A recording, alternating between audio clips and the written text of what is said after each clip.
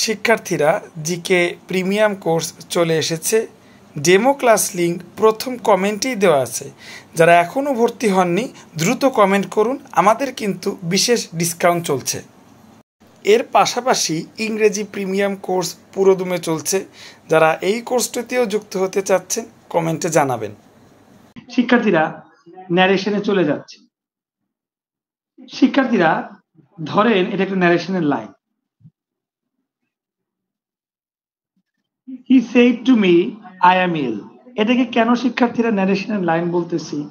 কারণ শিক্ষার্থীরা ন্যারেশনের লাইনে আমাদের এরকম একটা কমা থাকে, এরকম দুটো অ্যাপোস্ট্রফি কমা দিয়ে একটা কোটেশন দেওয়া থাকে। শিক্ষার্থীরা এইরকম চেহারাটা শুধুমাত্র ন্যারেশনের গ্রামারেই আমরা পাই, তাছাড়া কোনো গ্রামারই পাই না। তাই এই জিনিসটাকে আমরা ন্যারেশনের গ্রামার বললাম আর কি, ন্যারেশনের লাইন বললাম আর কি। শিক্ষার্থীরা ন্যারেশনের একটা লাইনে কমা কোটেশন দেওয়া থাকে, আরেকটা লাইন কমা কোটেশন ছাড়া থাকে। খাঁটি বাংলায় যদি বলি, যে লাইনটা কমা কোটেশন দেওয়া থাকে ওই লাইনটাকে ভাঙাইতে হয়, ভাঙাইয়া নর্মাল লাইন করতে হয়। এটাই ন্যারেশনের কাজ। অনেক সময় শিক্ষার্থীরা নর্মাল লাইন দেওয়া থাকে যেটাকে কমা কোটেশনে বানাইতে হয়। কি করতে হয়? বানাইতে হয়।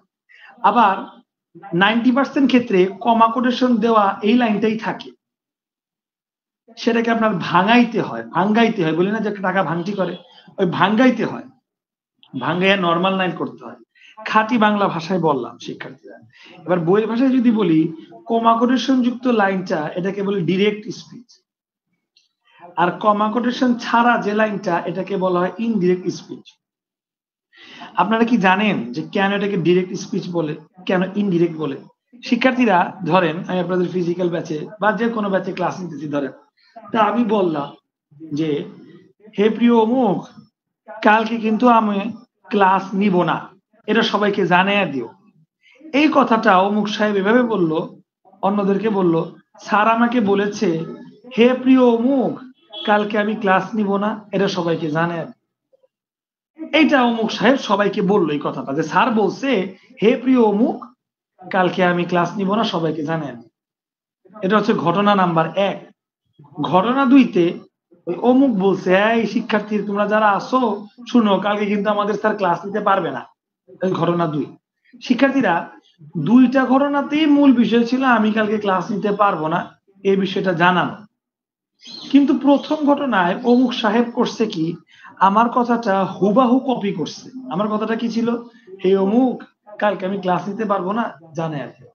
এই 3টা লাইন সে হুবাহু কপি করছে প্রথম ঘটনায়, বাট দ্বিতীয় ঘটনায় সে আমার কথাটা হুবাহু কপি করে নাই। সে কি করছে? সে আমার কথাটা হুবাহু কপি না করে, শিক্ষার্থীরা, সে আমার কথাটা হুবাহু কপি না করে নিজের মতো করে বলছে। মানে স্যার বলছে যে কালকে ক্লাস হইব না, নিজের মতো করে বলছে। তাহলে শিক্ষার্থীরা, আমার কথাটা যে ঘটনায় হুবাহু কপি করা হয়েছে ওই ঘটনার নাম হচ্ছে DIRECT, ডিরেক্ট স্পিচ। কারো কথা হুবাহু কপি করতে হইলে অবশ্যই কোটেশন দিয়ে কপি করতে হয়।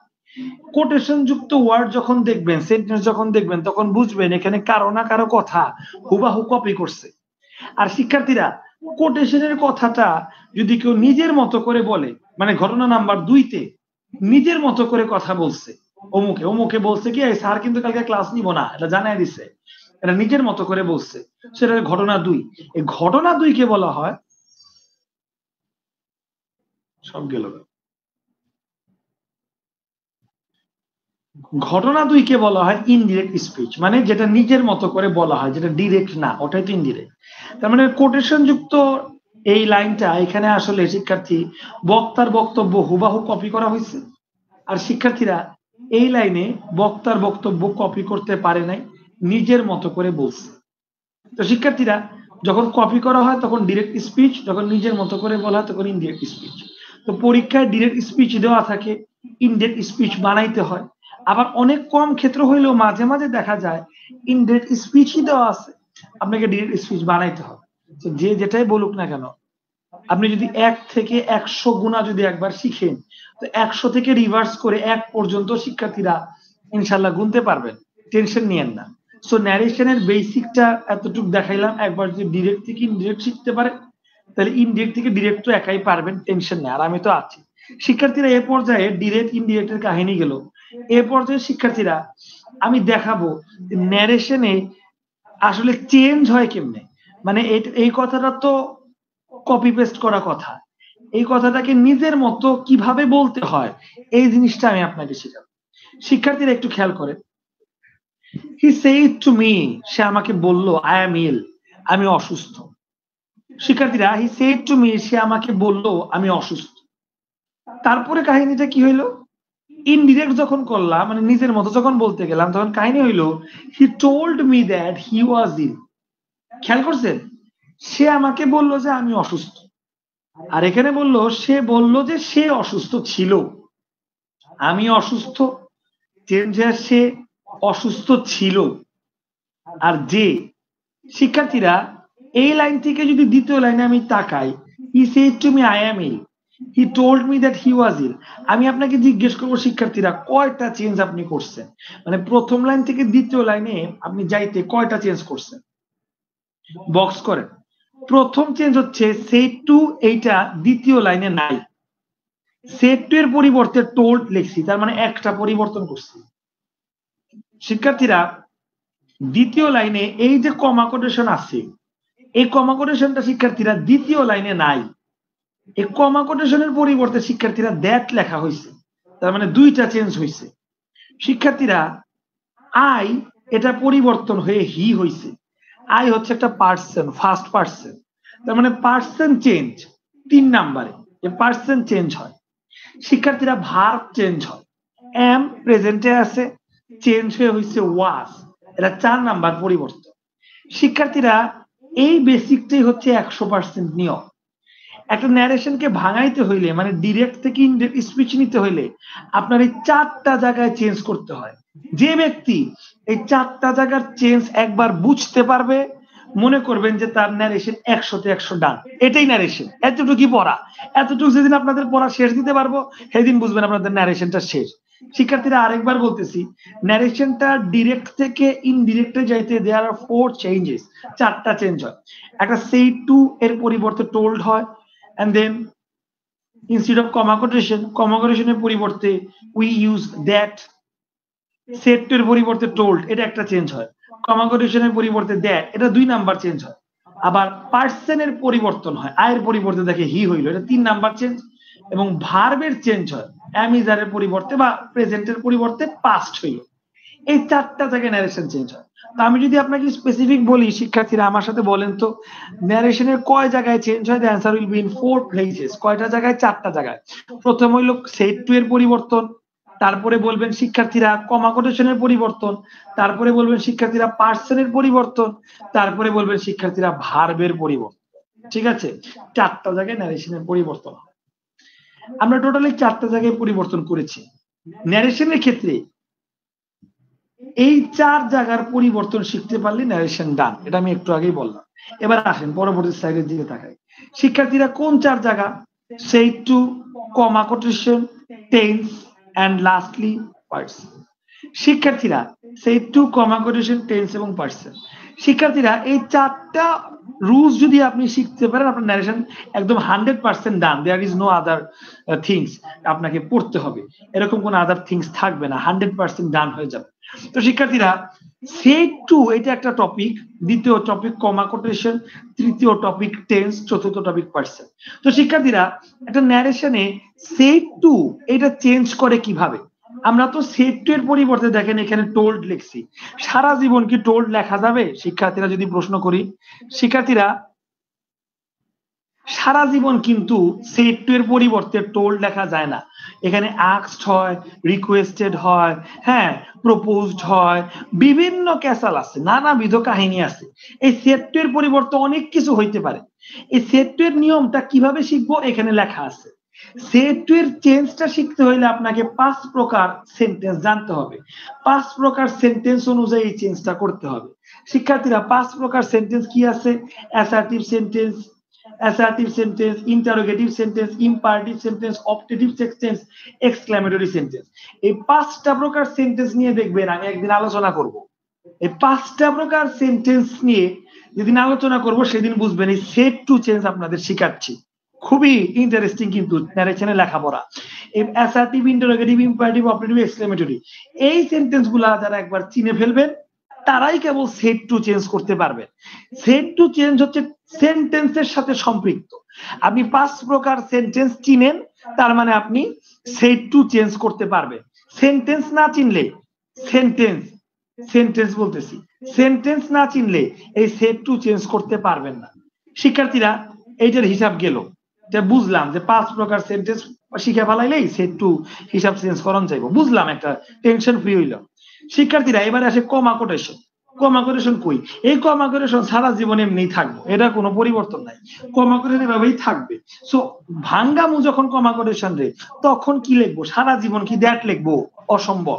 অনেক সময় ইফ লিখবো, অনেক সময় টু লিখবো, হ্যাঁ, অনেক সময় আস্কড লিখবো, বিভিন্ন জিনিস এই দ্যাটের পরিবর্তে লিখবো, অনেক সময় অনেক কিছু লিখবো।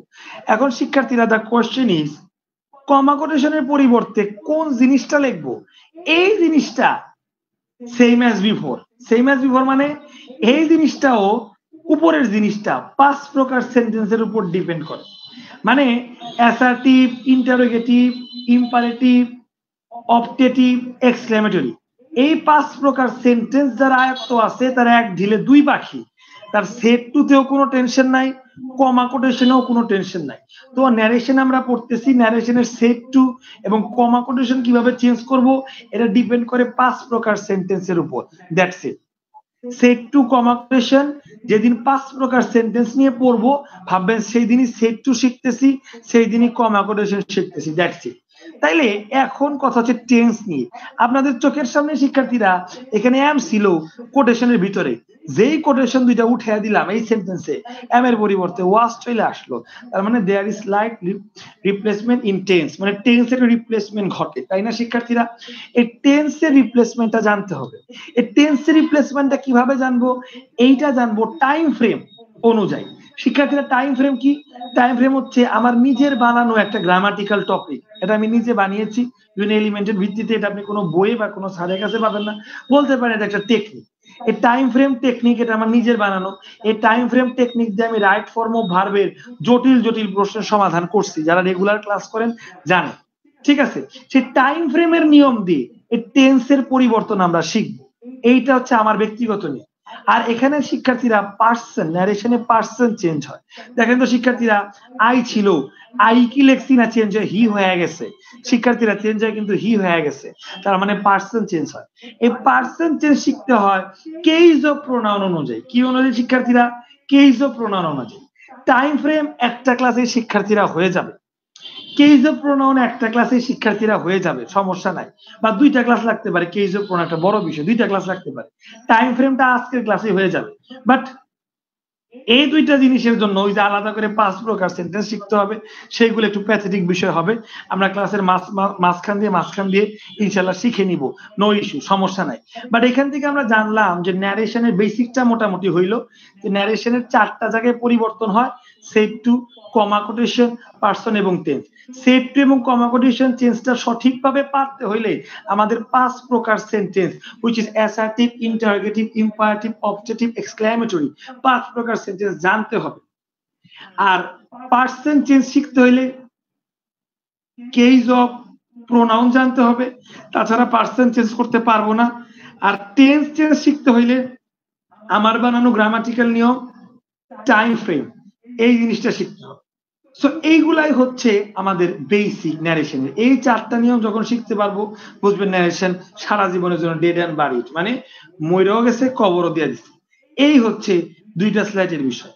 এখন সরাসরি শিক্ষার্থীরা আমরা 1 নাম্বার এবং 2 নাম্বার সেট টু চেঞ্জের নিয়ম এবং কমা কোটেশন চেঞ্জের নিয়ম, এগুলো অন্যান্য ক্লাসে শিখবো।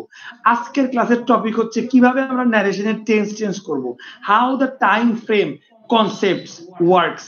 এই টাইম ফ্রেমটা কিভাবে কাজ করে, এর কনসেপ্টটা কি, এর ফাংশনটা কি, এবং এই টাইম ফ্রেমের মাধ্যমে কিভাবে টেন্সটা চেঞ্জ হয়, শিক্ষার্থীরা এই জিনিসটাই শিখবো। এবং এটাই হচ্ছে আজকের ক্লাসের প্রথম পড়া। সো এত পর্যন্ত অলরেডি শিক্ষার্থীরা 15 মিনিট আমি লেকচার দিয়ে ফেললাম, ন্যারেশনের বেসিক পড়াইলাম, আপনাদের সাথে ইন্ট্রোডাকশন হয় নাই। আপনারা কে নতুন আজকে ক্লাসে যুক্ত আছেন জানাবেন কাইন্ডলি। যারা নতুন যুক্ত আছেন তাদের উদ্দেশ্যে বলতেছি, আমরা ন্যারেশনের ক্লাস করতেছি। আজকে ন্যারেশনের আমাদের 1 নাম্বার ক্লাস চলতেছে। আমরা ন্যারেশনের বেসিক ক্লাসে আছি। আজকে এবং কালকে বেসিক ক্লাস হবে। আজকে এবং কালকের বেসিক ক্লাসের পর আমরা সরাসরি মাস্টার বইটা ফলো করব। ঠিক আছে শিক্ষার্থীরা, যারা নতুন যুক্ত আছে, সো নতুন যারা যুক্ত আছেন, কারো কোনো কোশ্চেন থাকলে শিক্ষার্থীরা প্রশ্ন করবেন, আর কে কোথা থেকে যুক্ত আছেন নামগুলা লিখবেন। আর অফ টপিক একটা কথা বলতে চাই যে আমাদের কিন্তু ইংরেজির পাশাপাশি জিকে কোর্স এবং ম্যাথ কোর্স চালু আছে। জিকে আমরা বেসিক ভিউ বই দেখে পড়ছি, বই অনুযায়ী পড়ছি, এবং ম্যাথ খায়রুল বেসিক ম্যাথ বইটা শেষ করছি। যারা যারা এই কোর্সগুলোতে যুক্ত হতে চান কমেন্টে জানাবেন, কেমন? আচ্ছা, আর আজকে যারা নতুন যুক্ত হয়েছেন অবশ্যই কমেন্ট করে জানাবেন। একটু আপনাদের কমেন্টস গুলা পড়ে নেই।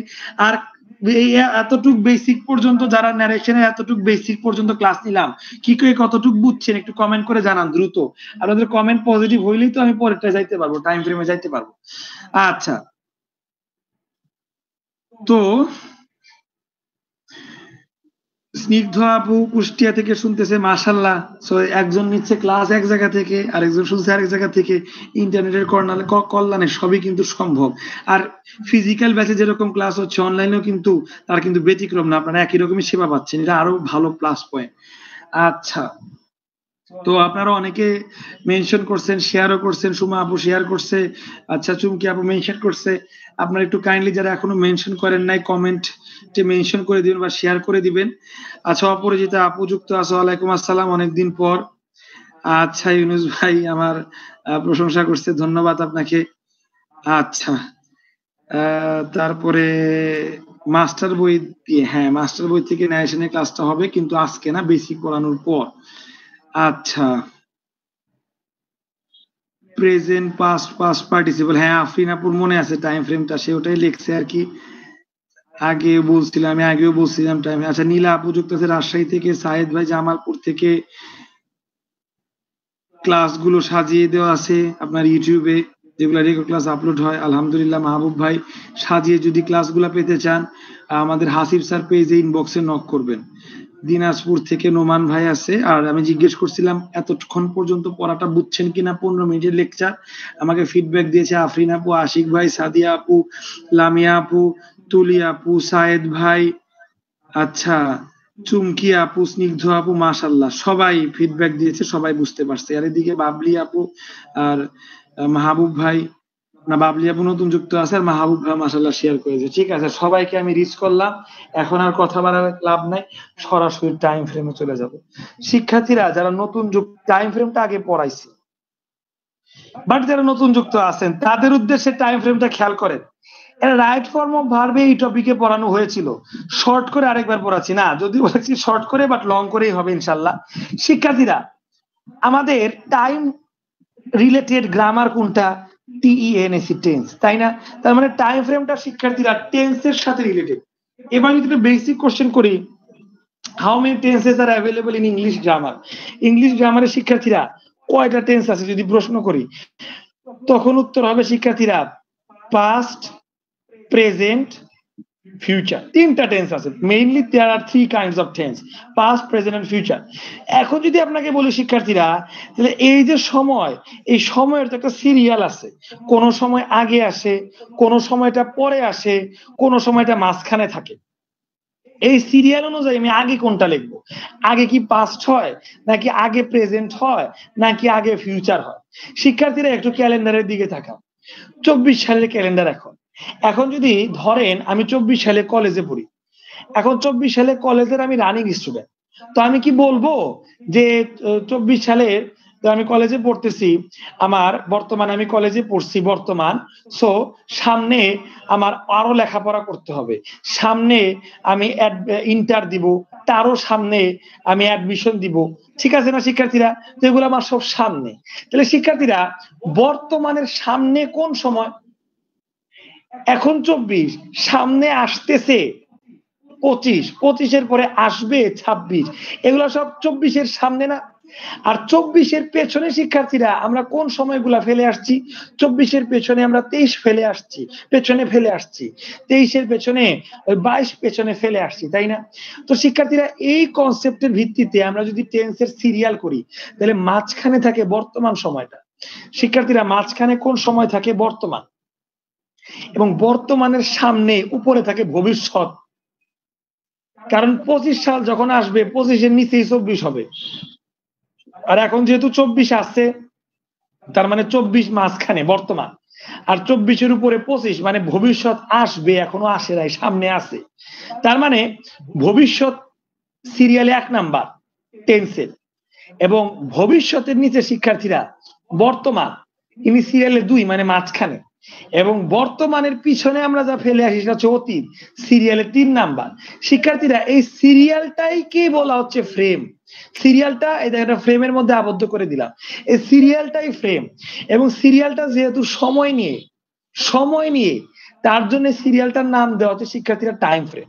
এখন যদি আমি টাইম ফ্রেম, আমি যে কনসেপ্টটা অনুযায়ী বললাম, টাইম ফ্রেম অনুযায়ী যদি শিক্ষার্থীরা আমি আপনাকে আস্ক করি, if I have asked you some questions, যে টাইম ফ্রেম অনুযায়ী টেন্সের সিরিয়ালটা কি, তখন যদি কেউ পাস্ট প্রেজেন্ট ফিউচার বলেন, ভুল। বলতে হবে স্যার প্রথমে আসবে ফিউচার, তারপরে সিরিয়ালি প্রেজেন্ট, আর প্রেজেন্টের নিচে স্যার পাস্ট। নিচে বলতে হবে যে স্যার ফিউচার, ফিউচারের নিচে প্রেজেন্ট, প্রেজেন্টের নিচে পাস্ট।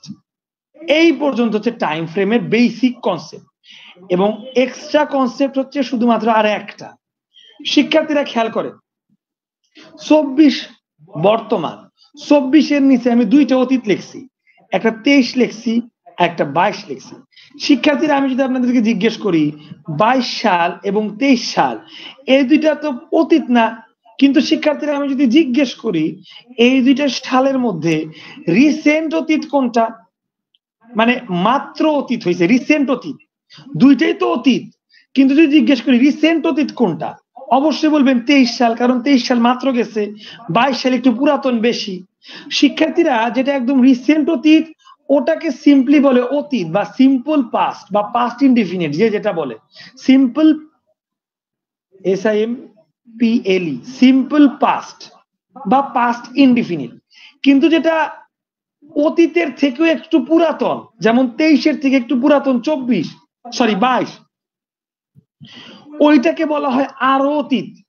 ইংরেজিতে বলা হয় পুরা ঘটিত অতীত, বাংলায় বলা হয় পুরা ঘটিত অতীত। বাংলা গ্রামারও আছে, ইনশাল্লাহ একটু প্রমোশন করে নেই, সামনের মাস থেকে বাংলা গ্রামারও আমি হাসিফ স্যারই আসছি, সো রেডি থাকবেন। বাংলা গ্রামার কোর্সের আগে আবার ডেমো ক্লাস আসবে, যেমন জিএ ক্লাসে ছিল, দেখবেন বাংলাটা কিরকম পড়া ইনশাল্লাহ।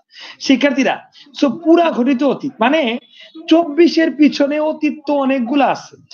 2টা অতীত যদি আমি কাউন্ট করি 23 এবং 22, এই দুইটার মধ্যে রিসেন্ট কোনটা? 23 সালটা না, এটা রিসেন্ট অতীত, এটাকে বলবো নরমাল অতীত বা অতীত। আর যেটা 23-এরও পিছনে মানে আর একটু গভীর অতীত, আরো অতীত যেটা, সেটাকে বাংলা গ্রামারে বলে শিক্ষার্থীরা পুরা ঘটিত অতীত। এতগুলা কেন পড়াচ্ছি?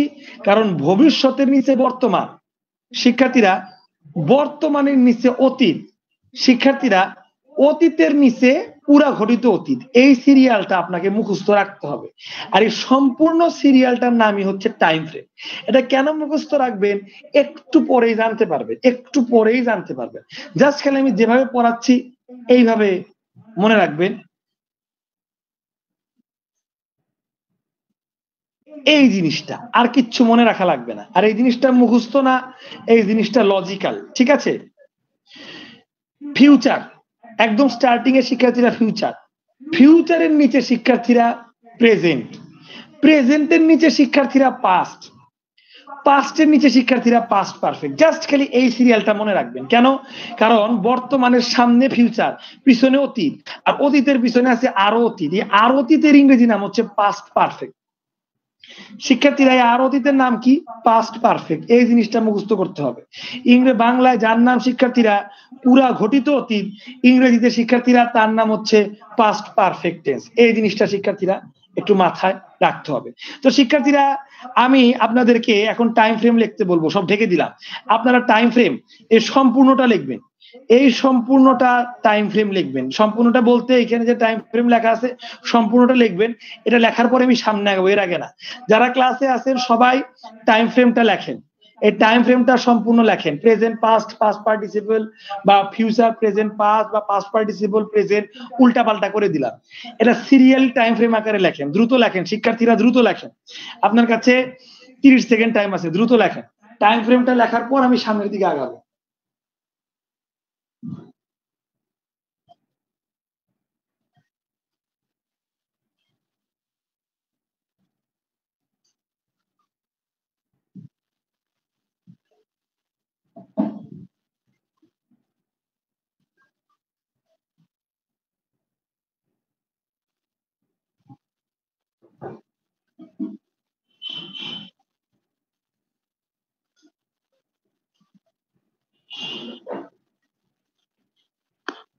ঠিক আছে, মাশাআল্লাহ, আপনারা অনেকেই লিখছেন, এতটুকু হলেই হবে। এদিকে একটু কমেন্টস গুলা পড়ে নেই। আচ্ছা, রোদেলা আপুর ক্লিয়ার, নোমা এজাজ ভাইয়েরও ক্লিয়ার, অনেকদিন পর এজাজ ভাই আসছে। হ্যাঁ, চুমকি আপু 23 একটু কম অতীত, 22 একটু বেশি অতীত। হ্যাঁ, রিসেন্ট অতীত আর একটু বেশি অতীত। তো রিসেন্ট যেটা ওটা হচ্ছে সিম্পল পাস্ট বা পাস্ট ইনডিফিনিট, আর বেশি যেটা ওটা হচ্ছে পাস্ট পারফেক্ট। ওকে। আচ্ছা, আশিক ভাই জিজ্ঞেস করছে বাংলা কোর্স আমাদের চাকরির জন্য হট বুক কোনটা? বাংলার অগ্রদূত, অবশ্যই ওটাই পিক করব। বাট এই ধারা থেকে আমি একটু বেড়ে আসছি জিকে এর ক্ষেত্রে।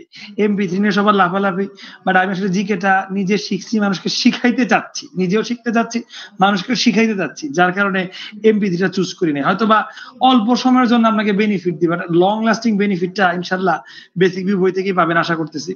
আর আমার প্রেজেন্টেশন বা আমার নোটস গুলো আপনাকে আরো হেল্প করবে ইনশাল্লাহ।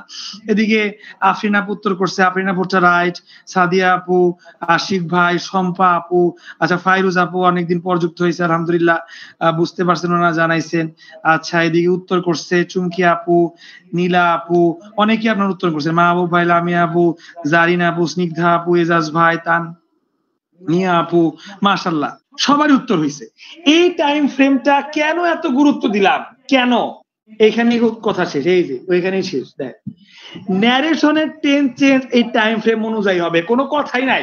আপনাদের জন্য একটা সারপ্রাইজ আছে। সারপ্রাইজটা হইলো একটু বড় করে তারই দেখবেন। সারপ্রাইজটা হচ্ছে এই টাইম ফ্রেম থেকে ফিউচার মুছা দিব। কেন? কারণ ন্যারেশনে ফিউচারের ব্যবহার নাই বললেই চলে, বলবো না যে নাই, বলবো নাই বললেই চলে। আর ফিউচার টেন্স হইলে কি করতে হয় ওটা অন্য হিসাব, ওটা আলাদা। ন্যারেশনে 99% ব্যবহার হচ্ছে এই টেন্স গুলার, 90% না, 99.9% ব্যবহার এই টেন্স গুলার। ন্যারেশনে শিক্ষার্থীরা যদি প্রেজেন্ট টেন্স থাকে উত্তর করতে হবে পাস্ট টেন্সে, টাইম ফ্রেম অনুযায়ী পিছনে যাবে। শিক্ষার্থীরা ন্যারেশনে যদি পাস্ট টেন্স থাকে উত্তর করতে হবে পাস্ট পারফেক্টে। এটাই ন্যারেশন, এটাই ন্যারেশনের টেন্স চেঞ্জ, এটাই ন্যারেশনের টেন্স চেঞ্জ। আমি আবার বলতেছি, ন্যারেশনটার সম্পূর্ণ টাইম ফ্রেম ফলো করে। ন্যারেশনে যদি প্রেজেন্ট থাকে টাইম ফ্রেম অনুযায়ী প্রেজেন্টের পিছনে, প্রেজেন্টের নিচে কি আছে? পাস্ট। তার মানে ন্যারেশন উত্তর হবে পাস্ট টেন্স। শিক্ষার্থীরা ন্যারেশনে যদি পাস্ট টেন্স থাকে তাহলে টাইম ফ্রেম অনুযায়ী পাস্টের নিচে কি আছে? Past perfect. তার মানে ন্যারেশন উত্তর করতে হবে পাস্ট পারফেক্টে।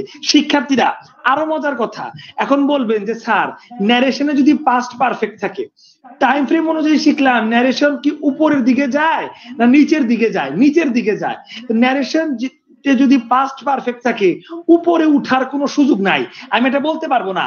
ন্যারেশনে যদি পাস্ট পারফেক্ট থাকে তাহলে উত্তর করার সময় আপনি পাস্ট করবেন, এটা বলতে পারবো না। এটা টাইম ফ্রেমের ধর্ম না উপরের দিকে যাওয়া, টাইম ফ্রেমের ধর্ম হচ্ছে নিচের দিকে নামা। তো ন্যারেশনে যদি পাস্ট পারফেক্ট থাকে আপনি আরো নিচে যান। ও মা, নিচে তো কিছু নাই, নিচে যেহেতু কিছু নাই তার মানে পাস্ট পারফেক্ট এসে আপনার দেয়াল, পিঠটা দেয়ালে ঠেকে গেছে। তার মানে ন্যারেশনে যদি পাস্ট পারফেক্ট থাকে, যেহেতু নিচে যাওয়ার কিছু নাই, উপরেও যেহেতু যাইতে পারবো না, তাহলে উত্তরেও আপনার পাস্ট পারফেক্টই হবে। খুবই মজার পড়া ন্যারেশন। টাইম ফ্রেম অনুযায়ী ন্যারেশন শুধুমাত্র পিছনের দিকে যাবে, ন্যারেশনের টেন্সটা শুধুমাত্র পিছনের দিকে যাবে। তো ন্যারেশনে প্রেজেন্ট থাকলে পাস্ট হবে, পাস্ট থাকলে পাস্ট পারফেক্ট হবে। কিন্তু ন্যারেশনে যদি পাস্ট পারফেক্ট থাকে উপরও যাইতে পারবে না বেচারা, নিচে তো জায়গা নাই, দেয়ালে পিঠ ঠেকে গেছে। মানে ন্যারেশনেও যদি পাস্ট পারফেক্ট থাকে শিক্ষার্থীরা, তার মানে সলিউশন যখন করবেন সলিউশনটাও শিক্ষার্থীরা পাস্ট পারফেক্ট হবে। এটাই ন্যারেশনের টেন্স চেঞ্জ। বিশ্বাস হচ্ছে না? তো এত সোজা বিশ্বাস হচ্ছে না, হওয়ার কথাই না।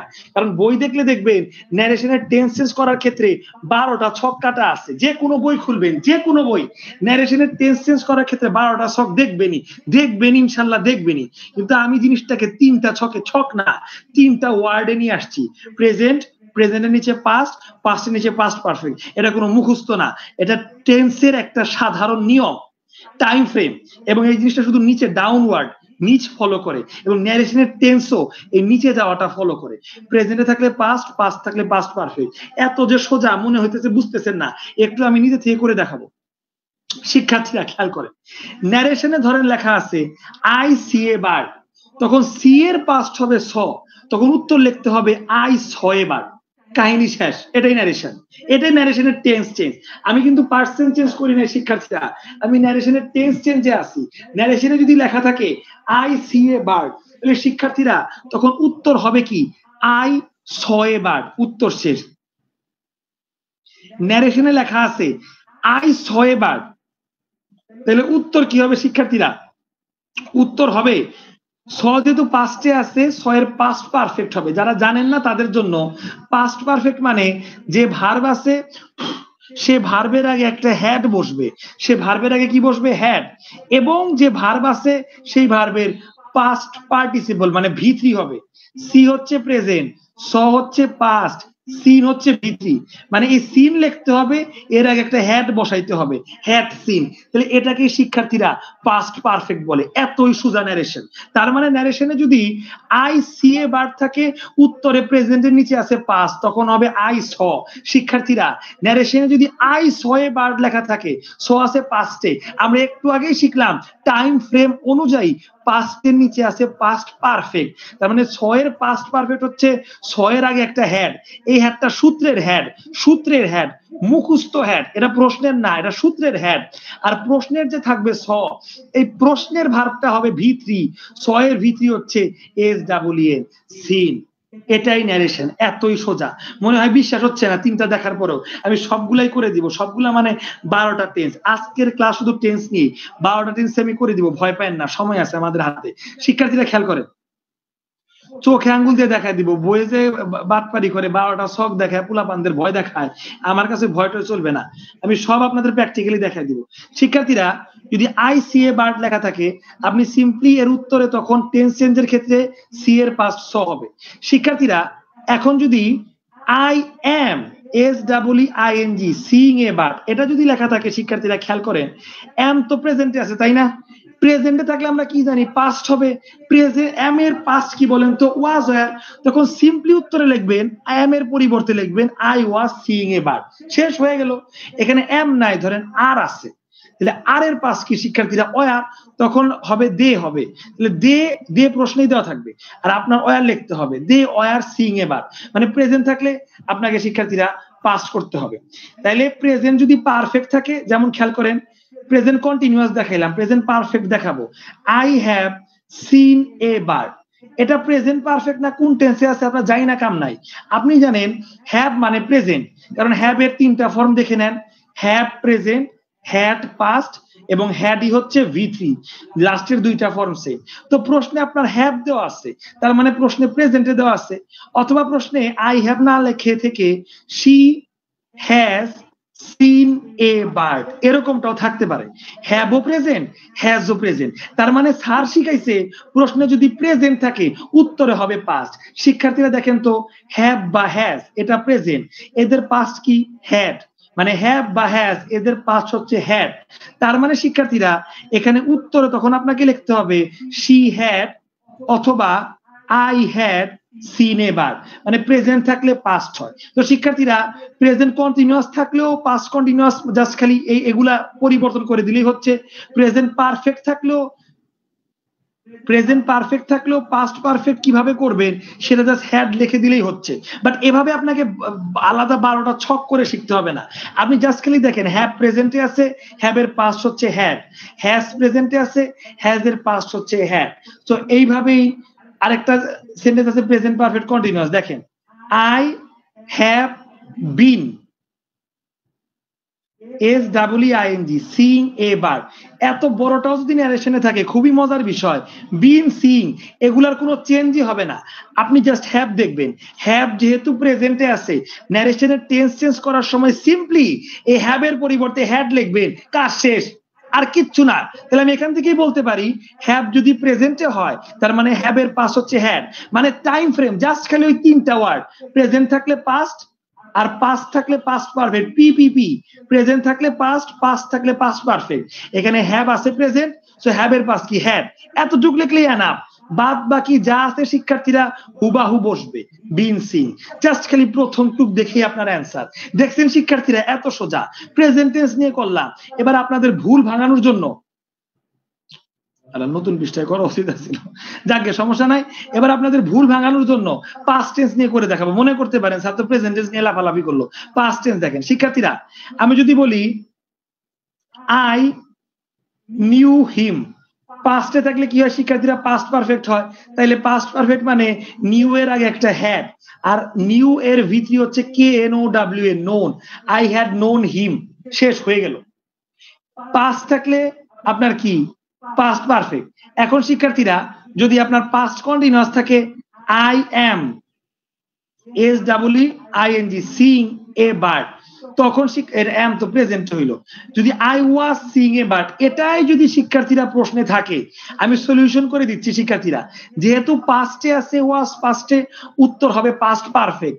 শিক্ষার্থীরা পাস্ট পারফেক্ট কিভাবে করে একটু আগে মুখস্থ করাইছি। যে ভার্বটা আপনি চিহ্নিত করছেন তার আগে হ্যাড বসাবেন, এবং সেই ভার্বের ভিত্তি, নো এর ভিত্তি কি ছিল, নোন। এইখানে আপনার ভার্ব কোনটা, ওয়াজ, ওয়াজ দেখে আপনি বুঝলেন পাস্টে আছে। তাহলে শিক্ষার্থীরা ওয়াজ দেখে যেহেতু বুঝলেন পাস্টে আছে, তাইলে শিক্ষার্থীরা জাস্ট সিম্পলি এই ওয়াজের আগে সূত্র অনুযায়ী একটা হ্যাড বসাইতে হবে, হ্যাড। এরপরে শিক্ষার্থীরা ওয়াজের ভিত্রি, নিউ এর ভিত্রি যেমন নোন ছিল, সি এর ভিত্রি যেমন সিন ছিল, একইভাবে শিক্ষার্থীরা ওয়াজ, এটা শুধু ওয়াজের ক্ষেত্রে না, ওয়ার, ওয়াজ ওয়ার, এই ওয়াজ ওয়ারের ভিত্রি হচ্ছে বিন। যারা জানেন না এই ওয়ার্ডটা মুখস্থ করে নেবেন, ওয়াজ বা ওয়ারের ভিত্রি হচ্ছে বিন। সি ভার্বের ভিত্রি যেমন সিন, নো ভার্বের ভিত্রি যেমন নোন, এরকম ওয়াজ এবং ওয়ার, ওয়াজ ওয়ারের ভিত্রি হচ্ছে বিন। যারা জানেন না মুখস্থ করে নেবেন। তার মানে যদি লেখা থাকে দে ওয়ার প্লেইং ক্রিকেট, শিক্ষার্থীরা এখানে ওয়ার আছে, ওয়ার পাস্টে আছে, আর আপনি জানেন পাস্টের নিচে হয় পাস্ট পারফেক্ট। পাস্ট পারফেক্ট মানে এই ওয়ারের আগে একটা হ্যাড, এবং হ্যাডের পর এই ওয়ারের ভিত্রি। সো ওয়ারের ভিত্রি, ওয়াজ ওয়ার, এদের ভিত্রি হচ্ছে বিন। তার মানে উত্তর হবে they had been playing cricket, এই আপনার উত্তর।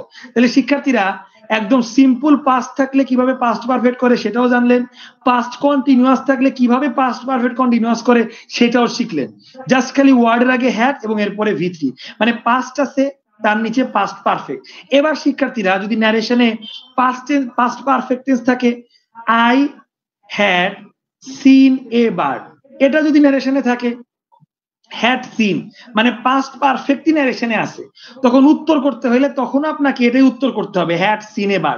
এখানে ন্যারেশনে পার্সেন্ট চেঞ্জের কোনো টেন্স চেঞ্জ হবে না, কারণ পাস্ট পারফেক্ট নিচে আর যাওয়া যায় না। প্রশ্নেও হ্যাড সিন আছে, উত্তর করতেও আপনাকে হ্যাড সিনই করতে হবে। সো আমি আপনাকে সবগুলা টেন্সই দেখাইলাম, প্রেজেন্টও দেখাইলাম, indefinite, present continuous, present perfect continuous সবই দেখাইছি। পাস্ট ইনডিফিনিট, পাস্ট কন্টিনিউয়াসও দেখাইছি, পাস্ট পারফেক্টও দেখাইছি। আর পাস্ট পারফেক্ট কন্টিনিউয়াসও যদি থাকে, উত্তরও আপনাকে পাস্ট পারফেক্ট কন্টিনিউয়াসই লিখতে হবে, কারণ পাস্ট পারফেক্ট যখন আসবে সেখানে শিক্ষার্থীরা উত্তর করার সময় নো চেঞ্জ হয়। আর এত বিস্তারিত কথা বলা দরকার ছিল না, প্রমাণ করার জন্য দরকার হইল আর কি। কি প্রমাণ করলাম শিক্ষার্থীরা, জাস্ট শিক্ষার্থীরা এই তিনটা ওয়ার্ডের মাধ্যমেই ন্যারেশনের টেন্স চেঞ্জ ডান। এই তিনটা ওয়ার্ড প্রেজেন্ট, তার নিচে পাস্ট, তার নিচে পাস্ট পারফেক্ট, এটাকে বলে টাইম ফ্রেম। শিক্ষার্থীরা এই টাইম ফ্রেমের মাধ্যমে ন্যারেশনের টেন্স চেঞ্জ আমি আপনাদের শেষ করে দিছি একটা ক্লাসে। আর কিচ্ছু নাই। মনে করতে পারেন না আরো অনেক হিডেন বিষয় আছে। বিলিভ মি শিক্ষার্থীরা, টেন্স চেঞ্জার কোনো হিডেন বিষয়ই নাই। আমার সাথে তো আছেন নাকি? ন্যারেশনের সম্পূর্ণ টপিকটা তো মাস্টার বই থেকে শেষ করব, তাই না? আজকের কথা লিখে নিতে পারি, স্ক্রিনশট নিতে পারেন। এই টাইম ফ্রেমের বাইরে ন্যারেশনের চেঞ্জ হওয়া অসম্ভব ইনশাআল্লাহ। আমি নিজে হাসিব স্যার প্রমাণ করে দেখাবো। আজকে তো প্রমাণ করলামই, পুরো ন্যারেশন টপিকে আমি প্রমাণ করে দেখাবো। জাস্ট খালি টাইম ফ্রেমটা মনে রাখতে হবে। এতক্ষণ পর্যন্ত ক্লাস নিলাম, ন্যারেশনের টেন্স চেঞ্জ দেখাইলাম। আমাদের হাতে আরো 2-1টা এক্সারসাইজ আছে, এগুলো আমরা দেখব টেন্স চেঞ্জ রিলেটেড। বাট তার আগে এতক্ষণ পর্যন্ত এতটুক পর্যন্ত বুঝতে পারছেন কিনা ফিডব্যাক দেন। বুঝতে পারলে ক্লিয়ার লেখেন, না বুঝতে পারলে কোন জায়গায় সমস্যা সেটা লেখেন। সবাই মন্তব্য করেন। অনেকে ক্লাসে আছেন, ধৈর্য সহকারে আমার টাইম ফ্রেমটা দেখলেন, বুঝতে পারলেন কিনা, টেন্স চেঞ্জ ক্লিয়ার হইলো কিনা। ক্লিয়ার যদি না হয় আরেকবার প্রশ্ন করেন, দ্রুত করেন। আমি আপনাদের 30 সেকেন্ড টাইম দিলাম, দ্রুত।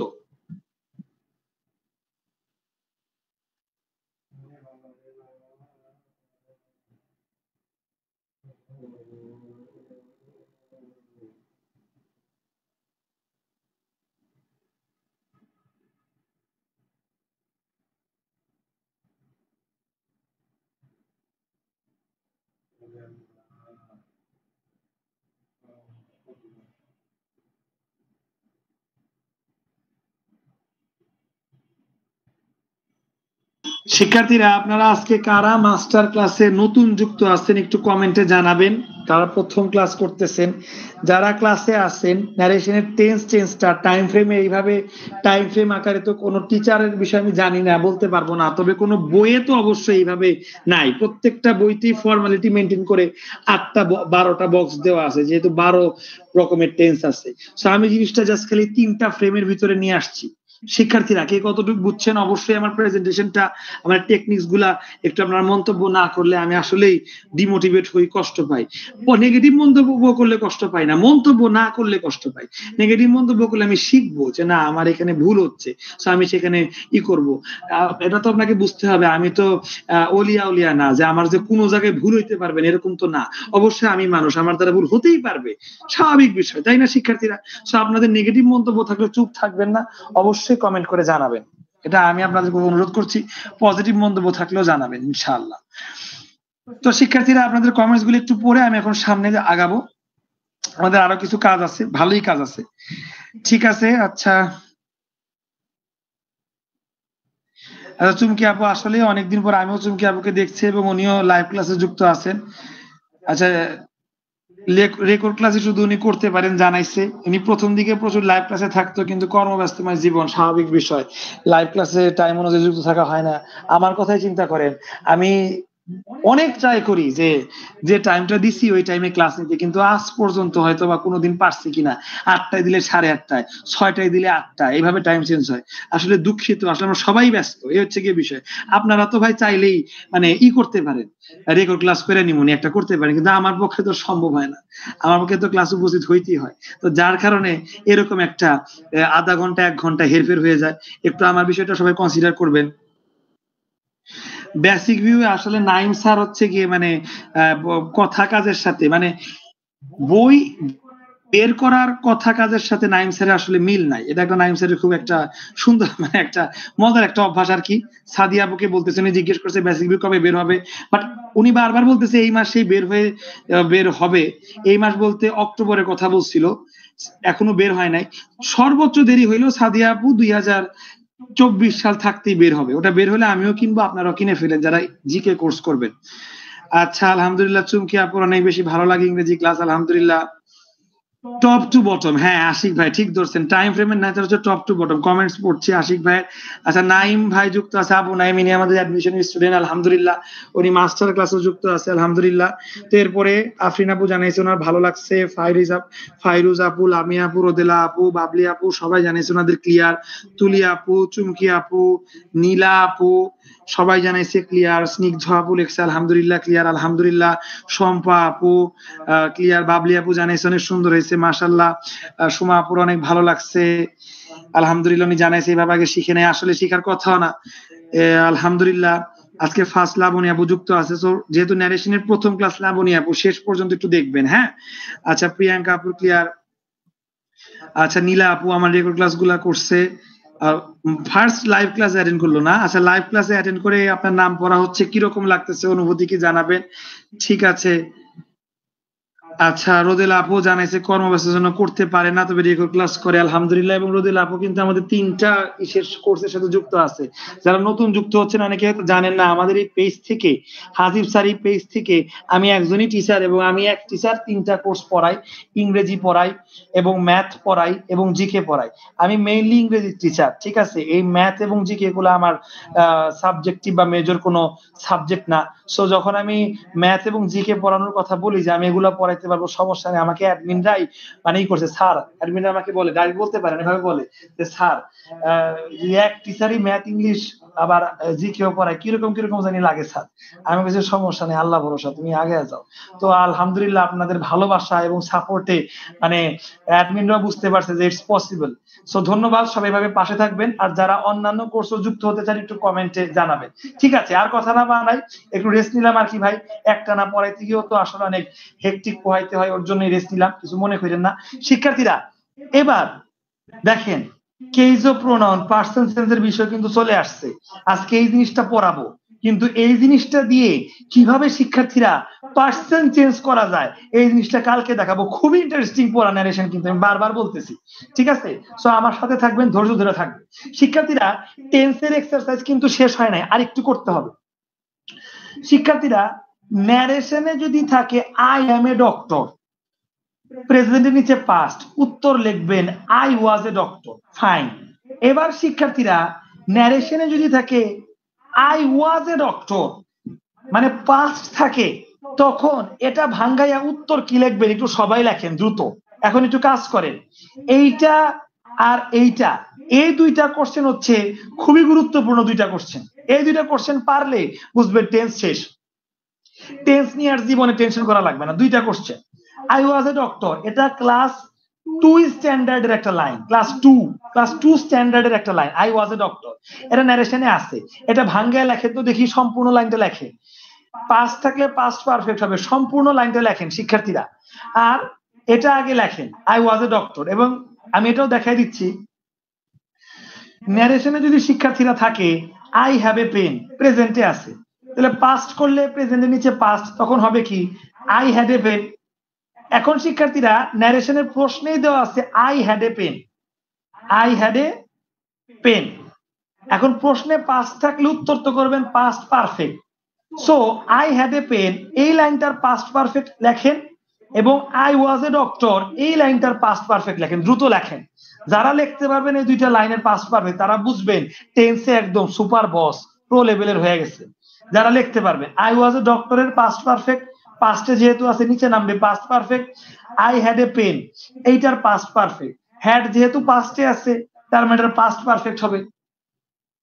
শিক্ষার্থীরা আই হ্যাভ এ পেন, এটা যেহেতু প্রেজেন্টে ছিল, প্রেজেন্টে থাকলে তো পাস্ট হয় শিক্ষার্থীরা, তাই না? তো হ্যাভ এর পাস্ট কি হ্যাড, তার মানে আই হ্যাড এ পেন। তার মানে শিক্ষার্থীরা আই হ্যাড এ পেন, এটা পাস্ট টেন্সে আছে I had a pen. So past, আমার একটা কলম ছিল I had a pen, past টেন্সে আছে। এই আই হ্যাড এ পেন এর পাস্ট পারফেক্টটা লেখেন, দ্রুত লেখেন, দ্রুত লেখেন। আমি একটু দেখি কারা পারে, একটু দেখতেই হবে, না দেখলে চলবে না। আই ওয়াজ এ ডক্টর এর সঠিক উত্তর হচ্ছে I had been a doctor. হ্যাঁ, সবার আগে আলহামদুলিল্লাহ নীলা আপু লিখতে পারছে I had been a doctor. Rodela আপু, এই যে আপু আপনার কিন্তু ভুল হয়ে গেছে, আই হ্যাড এ ডক্টর না, ঠিক আছে। তুলি আপু লিখতে পারছে, আফরিন আপু লিখতে পারছে, সুমা আপু লিখতে পারছে, শম্পা আপু লিখতে পারছে। আচ্ছা, আফরিন আপুর কিন্তু দ্বিতীয় কোশ্চেনটা ভুল হয়ে গেছে, আই হ্যাড এ পেন, এটা তো কোশ্চেনই, এটা তো কোশ্চেনই দেওয়া আছে আই হ্যাড এ পেন, মানে পাস্টে আছে আফরিন আপু, তাহলে পাস্ট পারফেক্ট কি হবে সেটা লিখতে বলছি। I had been a doctor Ashik ভাই লিখতে পারছে এক নাম্বারটা, ওটা মোটামুটি ইজি আছে, তুলনামূলক ইজি, অনেক ইজি না, তুলনামূলক ইজি, সবাই লিখতে পারছে I had been a doctor. I had been a doctor, but Rafa আপু লিখছে আই হ্যাড এ পেন, হইলো না তো রাফা আপু, কেন হইলো না? কারণ খেয়াল করেন, আই হ্যাড এ পেন এটা পাস্ট টেন্সে আছে না, আমার একটা কলম ছিল, পাস্টে থাকলে তো পাস্ট পারফেক্টে লিখতে হয়, তো আপনি পাস্ট পারফেক্টও লিখলেন আই হ্যাড এ পেন। আর পাস্ট পারফেক্ট মানে একটা ভার্বের ভিত্রি হবে, এখানে অতিরিক্ত কি কোনো ভার্ব আছে যে ভার্বের ভিত্রি করছেন? তাহলে পাস্ট পারফেক্ট কেমনে হইলো? রাফা আপু আর আফরিন আপু, আপনারা আবার ট্রাই করে। রোদেলা আপু আবারও হয় না I had a pen. I had been a pen এটাও হয় না শম্পা আপু। খুবই অবাক হয়ে যাবেন আপনারা যখন উত্তরটা দেখবেন। I had been a doctor হইছে, ওটা হইছে। লামিয়া আপু লিখছে হ্যাড বিন এ ডক্টর, স্নিগ্ধ আপু লিখছে ওটা লিখছেন, কিন্তু I had been a doctor তো হবে না, হ্যাড বিন এ ডক্টর হবে না। I had been a pen. আচ্ছা, একজন সঠিক উত্তর লিখছে, কে সে? নামটা আপনারা পড়ে নেন না, নামটা আমি বলে দিচ্ছি, আপনারা তার উত্তরটা দেখে নেন। নীলা আপু এই একটা জন সঠিক উত্তর লিখছে, উত্তরটা আপনারা দেখে নেন সে কি লিখছে। আমি আসলে আবেগ আপ্লুত হয়ে গেলাম কমেন্টটা দেখে, মানে এত জনের ভিড়ে সঠিক উত্তরটা আমি বের করতে পারছি একজনের কাছ থেকে। নীলা আপু সঠিক উত্তর লিখছে, পেনেরটা সঠিক উত্তর লিখছে সে। আর বাদ বাকি হ্যাড বিন হবে না, হ্যাড বিন এ পেন সবাই লিখতেছেন had been, copy paste maybe. Had been a pen হচ্ছে না, হ্যাড বিন এ ডক্টর হচ্ছে, হ্যাড বিন এ পেন হচ্ছে না। আচ্ছা, লাস্টের দিকে আইসা আফরিন আপু এবং সায়েদ ভাই, তারা এই যে আমাদের নীলা আপু যে উত্তরটা করছে, তারা সে উত্তরটা করতে পারছে। তিনজন উত্তরটা করতে পারছে।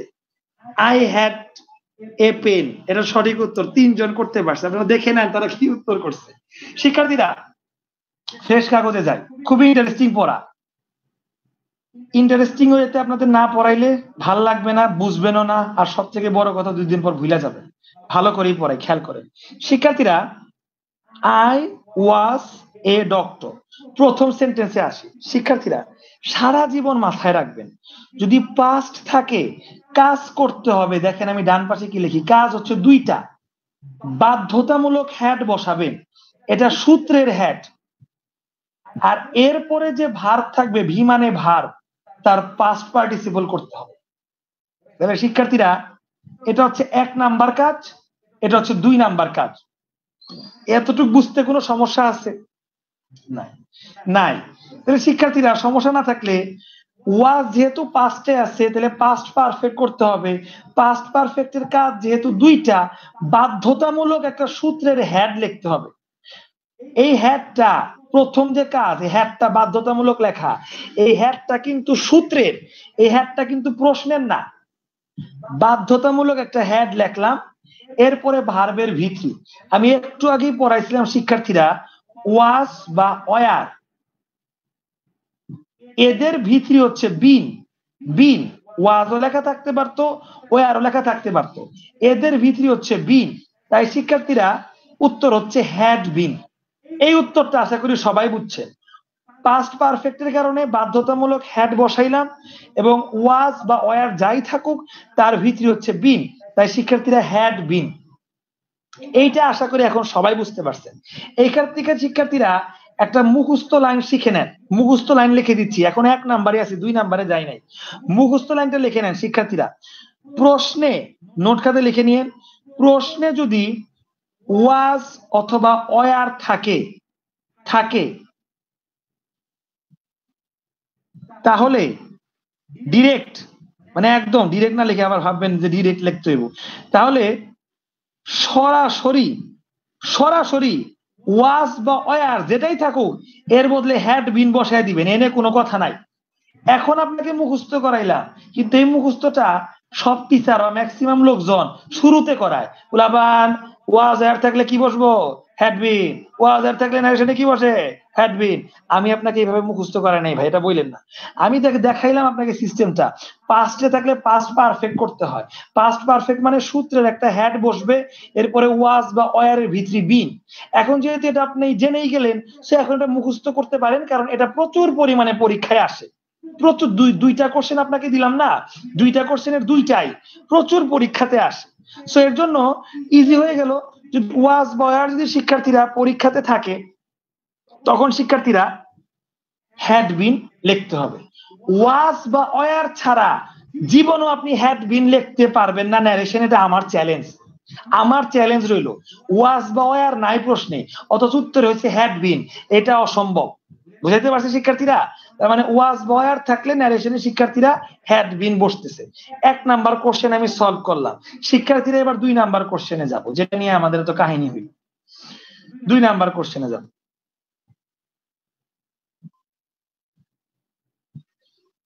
2 নাম্বার কোশ্চেনে যাওয়ার আগে শিক্ষার্থীরা নরমাল একটা লাইন আমি একটু লিখে নিই, তারপরে 2 নাম্বার কোশ্চেনটা ওই লাইন অনুযায়ী আপনাদের বুঝাবো। 2 নাম্বার কোশ্চেন যেহেতু অনেকে ভুল করছে, নীলা আপু ছাড়া সবার আগে কেউ পারেন নাই, সো 2 নাম্বার কোশ্চেনটা আমি আগে আপনাদের দেখাচ্ছি একটা সেন্টেন্স লিখে। দেখেন শিক্ষার্থীরা, আমি যদি লিখি I saw a bird, এটা পাস্টে না? এখন এটাকে ভাঙাইবেন কেমনে? পাস্ট থাকলে তো পাস্ট পারফেক্ট করতে হয়। শিক্ষার্থীরা পাস্ট পারফেক্ট মানে সয়ের আগে একটা হ্যাড। এই হ্যাডটা কি প্রশ্নের? আমার সাথে বলেন, এই হ্যাডটা কি প্রশ্নের? উত্তর হবে না, প্রথম হ্যাডটা প্রশ্নের না। তাইলে এটা সূত্রের মুখস্থ। একবার প্রশ্নে যে ভার্বটা আছে স, এই সয়ের ভিতরি কি সিন, হ্যাড সিন। তার মানে শিক্ষার্থীরা শিখলেন পাস্ট পারফেক্ট হইতে হইলে শুধু হ্যাড বসলেই হবে না। যেমন আমি একটা লাইন লিখলাম আই হ্যাড এ পেন, এখানে শুধু একটা হ্যাড আছে। অনেক পোলাপান মনে করে এই হ্যাড যেহেতু আছে তার মানে এটা পাস্ট পারফেক্ট। নো, হ্যাড থাকলে পাস্ট পারফেক্ট হবে না। হ্যাড এর পর প্লাস চিহ্ন দিয়ে ভার্ব 3 হইতে হবে। যেহেতু আই হ্যাড এ পেন লিখছি, এরপরে V3 নাই, তার মানে শিক্ষার্থীরা এইটা পাস্ট পারফেক্ট না, এটা simple past tense. I have a pen, এটার পাস্ট হচ্ছে হ্যাভ এর পাস্ট কি had. I had a pen, আমার একটা কলম আছে, আই হ্যাড এ পেন, আমার একটা কলম ছিল। তাহলে আই হ্যাড এ পেন এটা পাস্ট পারফেক্ট না, যেহেতু V3 নাই, এটা পাস্ট পারফেক্ট না। তাহলে যেহেতু শিক্ষার্থীরা এটা পাস্টে আছে, তার মানে শিক্ষার্থীরা এটাকে পাস্ট পারফেক্ট বানাইতে হবে। শিক্ষার্থীরা পাস্ট পারফেক্ট বানাইতে হয় কিভাবে? আমার যে ভার্বটা আছে স, এর আগে একটা হ্যাড বসাইতে, এই হ্যাডটা সূত্রে। এইখানে কোন ভার্ব আছে আমি জানি না, যে কোন একটা ভার্ব আছে, ধরে যে কোন একটা ভার্ব আছে, তবে আপনি অন্ধ, আমি আপনাকে কয়ে দিলাম এখানে একটা ভার্ব পাস্টে আছে। আপনি যেহেতু অন্ধ, আপনি না দেখেই বলবেন যে স্যার এইখানে ভার্ব আপনি কি বসাইছেন আমি জানি না, কিন্তু সূত্র অনুযায়ী বাধ্যতামূলক একটা হ্যাড আগে বসবেই, এই হ্যাডটা সূত্রে। তখন আমি আপনাকে বললাম প্রশ্নে তো স্যার হ্যাড আছে, তাইলেও কি আপনি এর আগে হ্যাড বসাবেন? তখন আপনার উত্তর হবে যে হ্যাঁ, কারণ এই যে আমি হ্যাডটা বসাইতেছি, এই হ্যাডটা হচ্ছে সূত্রের হ্যাড। এই হ্যাড আর এই হ্যাড দুইজন আলাদা। একজন মা যমজ সন্তান জন্ম দিচ্ছে 1 2, যমজ সন্তান দুইটার একই চেহারা দেখে কি দুইজনই এক? দুইজনের সয়েজ এক হবে? দুইজনের উচ্চতা এক হবে? না, দুইজন ভিন্ন ভিন্ন কিন্তু চেহারা এক। কাহিনী হয়েছে এই জায়গাতে সেম কাহিনী। শিক্ষার্থীরা এই হ্যাড পাস্টে আছে। একটা সেন্টেন্সকে পাস্ট পারফেক্টে নিতে হলে এই হ্যাডের আগে আরেকটা, মানে ওই ওয়ার্ডের আগে একটা হ্যাড বসতে হয় এবং এই ভার্বের V3 করতে হয়। শিক্ষার্থীরা এখানে হ্যাডের আগেই সূত্র অনুযায়ী একটা হ্যাড বসবে, আর যারা জানেন না তাদের জন্য এই হ্যাডের V3ও হচ্ছে হ্যাড। এই হ্যাডের V3ও কি হ্যাড, হ্যাডই পাস্ট এবং হ্যাডই হচ্ছে V3। শিক্ষার্থীরা প্লে ভার্বের পাস্ট কি? প্লেড। প্লে ভার্বের V3 কি? প্লেড। তার মানে পাস্ট ফর্ম এবং পাস্ট পার্টিসিপল ফর্ম একই, সেম। এই কাহিনীটা হ্যাডের ক্ষেত্রে হয়েছে। শিক্ষার্থীরা হ্যাভ হচ্ছে প্রেজেন্ট, পাস্ট হচ্ছে হ্যাড এবং পাস্ট পার্টিসিপল হচ্ছে হ্যাড, মানে পাস্ট এবং পাস্ট পার্টিসিপল দুইটা একই রকম দেখতে। তো শিক্ষার্থীরা যদি আই হ্যাড এ পেন না বলে আমি যদি বলতাম আই প্লেড ক্রিকেট, তখন শিক্ষার্থীরা কি লিখতেন? প্লেড তো পাস্টে আছে, টাইম ফ্রেম অনুযায়ী পাস্ট পারফেক্টে নিতেন। পাস্ট পারফেক্ট মানে প্লেডের আগে একটা হ্যাড এবং প্লেডের V3। শিক্ষার্থীরা মজার বিষয় হচ্ছে প্লেডই পাস্ট এবং প্লেডের V3ও প্লেড, তখন কি লিখতেন? হ্যাড প্লেড লিখতেন না? এই জিনিসটা হ্যাড এর ক্ষেত্রে হয়েছে, হ্যাড পাস্টে আছে। এখন যেহেতু হ্যাড পাস্টে আছে তাহলে পাস্ট পারফেক্টে নিতে হবে। পাস্ট পারফেক্ট মানে সূত্রের হ্যাড বসাইতে হবে এবং হ্যাড এর ভিতরি লিখতে হবে। আনফরচুনেটলি হ্যাড এর ভিতরিও হ্যাড, তার মানে হয়ে গেল ডাবল হ্যাড। শিক্ষার্থীরা যারা জীবনে কখনো ডাবল হ্যাড দেখেন নাই, এই ন্যারেশনে ভেলকিবাজি হয় প্রচুর দেখবেন। এই ভেলকিবাজি আমি প্রথম দিনই আপনাদের সমাধান করে দিলাম। আই হ্যাড এ পেন, এটা পাস্টে আছে। আই হ্যাড এ পেন, এই জিনিসটা পাস্টে আছে, এর পাস্ট পারফেক্ট হবে I had a pen. Double had concept, এটাকে বলে double had concept. Right form of ভার্বে আমি এটা পড়াইছিলাম। আজকে 31 নাম্বার ক্লাস চলে মাস্টার বইয়ে, মেবি 5 বা 6 নাম্বার ক্লাসে আমি এটা পড়াইছিলাম, অনেককেই পড়াইছিলাম, জানি না মনে আছে কিনা। শিক্ষার্থীরা এই ডাবল হ্যাড কনসেপ্ট, এই হ্যাডটা হচ্ছে সূত্রের হ্যাড আর এই হ্যাডটা হচ্ছে প্রশ্নের হ্যাড, দুইটা মিলে শিক্ষার্থীরা ডাবল হ্যাড। শিক্ষার্থীরা এইবার আই হ্যাড এ পেন এর উত্তরে আসি। এই হ্যাডটা কোন টেন্সে আছে? পাস্টে। পাস্টে থাকলে হবে পাস্ট পারফেক্ট। পাস্ট পারফেক্ট মানে শিক্ষার্থীরা এই হ্যাডের আগে একটা হ্যাড, তার মানে আই হ্যাড, এই হ্যাডটা সূত্রের। এবার প্রশ্নে হ্যাড, এই হ্যাডের ভিত্তিও হ্যাড আর এই হ্যাডটা প্রশ্নের, double had. I had a pen. আমি লিনা আপুকে অসংখ্য ধন্যবাদ জানাই, কারণ আমি নিজে আবেগ আপ্লুত হয়ে গেছি। এতগুলা ভুল উত্তরের মধ্যে ওয়ান এন্ড অনলি সঠিক উত্তরটা কিন্তু লিনা আপুই করেছিল। আপনাকে আসলেই নীলা আপু, হ্যাঁ আপনাকে আসলে অসংখ্য ধন্যবাদ। শিক্ষার্থীরা আশা করি যারা আজকে লাইভ ক্লাসে ছিলেন সবাই এখন পারবেন ডাবল হ্যাড কনসেপ্টটা। একটু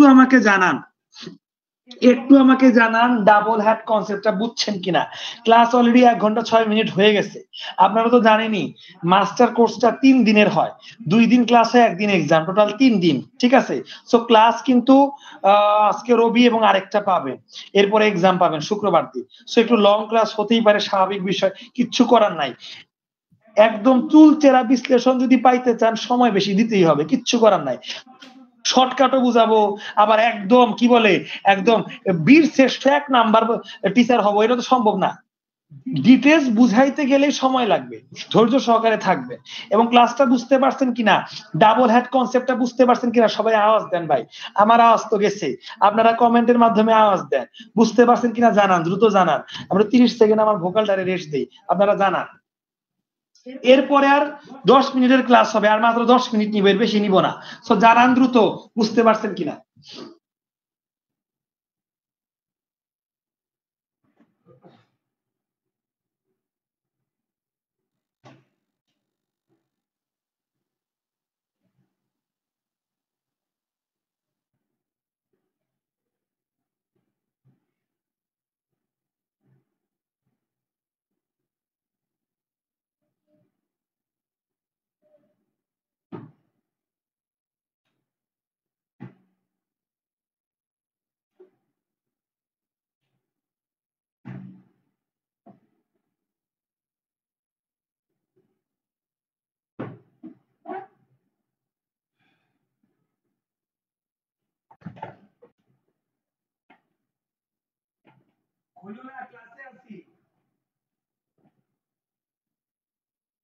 ঠিক আছে শিক্ষার্থীরা, একটু মনে বেশি সময় নিয়ে নিচ্ছি, কিছু মনে করবেন না।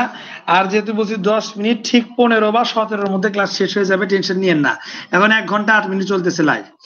ঠিক আছে, আলহামদুলিল্লাহ। হ্যাঁ আশিক ভাই সুন্দর একটা ব্যাখ্যা দিছে, ভালো লাগলো দেখে। ক্লাস আপনারা কতটুকু বুঝছেন একটু দেখি। আচ্ছা ইনশাল্লাহ রোদেল আপু জানাইছে এভাবে কিছু একটা আমি চাচ্ছিলাম, মানে ভালো কিছু একটা, এবং সেই ভালো কিছু একটাই পাইছে, জানাইছে আলহামদুলিল্লাহ। ধন্যবাদ আপু। ইনশাল্লাহ আপনারা এভাবে ভালোবাসা দিয়ে পাশে আছেন, শেষ পর্যন্ত থাকবেন। যদি কখনো দেখেন কোয়ালিটি ড্রপস হয় অবশ্যই জানাবেন ইনশাল্লাহ। আচ্ছা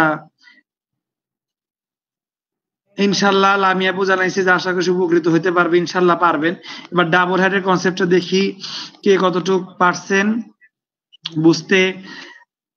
আচ্ছা তারপরে হ্যাড এর V3 হ্যাড, হ্যাঁ আফরিন আপু এতক্ষণে ওনার মনে পড়ছে, যাক মনে তো পড়ছে। আবু নাইম ভাইও লিখতে পারছে। আশিক ভাই সুন্দর করে জিনিসটা দেখাইছে। রোদেলা আপু বুঝছে, হ্যাবের পাস্ট হ্যাড, ভিতরিও হ্যাড বুঝছে, উনি ওনার বিষয়টা স্বীকার করছে, ভুলে গেছিল। বাট ক্লিয়ার কারা কারা? আফরিন আপু, লামিয়া আপু, আবু নাইম, রাফা আপু, মাসুদ ভাই, তুলিয়া আপু, সায়েদ ভাই, বাবলি আপু, সবাই ক্লিয়ার। শম্পা আপু মতামত জানাইছে, ধন্যবাদ জানাইছে সুন্দর করে বোঝানোর জন্য। আপনাকেও ধন্যবাদ যে আপনি বিষয়টা বুঝতে পারছেন এবং মতামত জানাইছেন, ধন্যবাদ। অনেকে ক্লাস করতেছে নীরব দর্শকে, কিন্তু আপনারা মতামত জানাচ্ছেন, আপনাদের মতামত গুলা ফুয়েলের মতো কাজ করে, মানে আর আমি হিম্মত পাই ভালো কোয়ালিটিফুল জিনিস প্রেজেন্ট করতে। আলহামদুলিল্লাহ। আচ্ছা, আমাদের সাথে নোমান এজাজ ভাই, ভালো হয় ক্লাসের সময়টা না, আমাদের ক্লাসের সময় এখন যেহেতু আমরা জিকে ক্লাস সন্ধ্যায় নেই, সো এই মাস্টার ক্লাস 8টা থেকে 8:30টার মধ্যে শুরু হবে। নীলা আপু এবং এজাজ ভাই এক্সাক্ট টাইমটা আসলে বলতে পারছি না, 8টা থেকে 8:30টার মধ্যে শুরু হবে, এতটুকু বলতে পারি ইনশাল্লাহ। ঠিক আছে, কে আপু, আব্দুর রহমান ভাই, সুমা আপু, স্নিগ্ধ আপু, আচ্ছা বাদ বাকি সময়টা বলছি 8টা থেকে 8:30টার মধ্যে শুরু হবে। আর লাইভ ক্লাসটা শেষ হবে না, ও লাইভ ক্লাসটা এক্সাক্ট টাইম বলবো। আচ্ছা, এখন 9:34 বাজে, সর্বোচ্চ ধরেন 9:44-এর মধ্যে শেষ হয়ে যাবে, সর্বোচ্চ 10 মিনিট, এতটুকুই। ঠিক আছে, কে আপু নতুন যুক্ত হয়েছে, মানে শেষের দিক থেকে আমরা বড় সড়ো একটা জিনিস শেষ করলাম, এখন আমরা একটু রেস্ট নিলাম, এখন আমরা টেন্স চেঞ্জ এখানেই শেষ ডিক্লেয়ার করে দিলাম। আর টেন্স চেঞ্জের কাহিনী পাবেন না সামনে, এটা আমি জিম্মা নিলাম।